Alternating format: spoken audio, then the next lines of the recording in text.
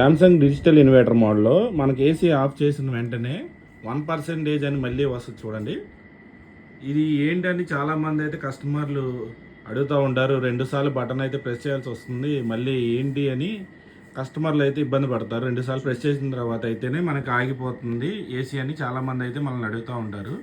దీనికి వచ్చేసరికి సొల్యూషన్ వచ్చేసరికి మన రిమోట్లోనే అయితే ఉంటుంది.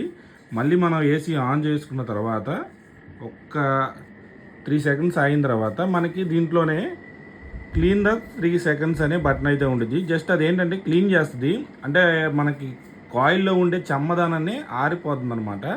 దానికి క్లీనింగ్ ప్రాసెస్ అంటారు. మనం వేసి ఆఫ్ చేసిన అంటే సెకండ్ టైం వేసినప్పుడు మనకు ఆ స్మెల్ అనేది రాకుండా కోసం అయితే కంపెనీ వాడు ఇచ్చిన మనకు ఆప్షన్ అనమాట.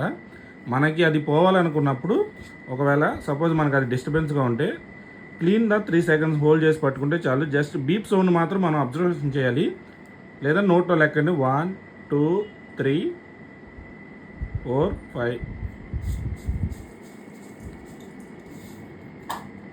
మీకైతే ఆ సౌండ్ వినిపించలేదు కాబట్టి కొంచెం నేనైతే దగ్గరికి వచ్చానండి. చూడండి, 1 2 3 చూసారా, విన్నారా? సౌండ్ అయితే 3 సెకండ్లు పట్టుకొని చాలండి.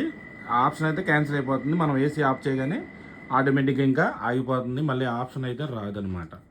ఓకే.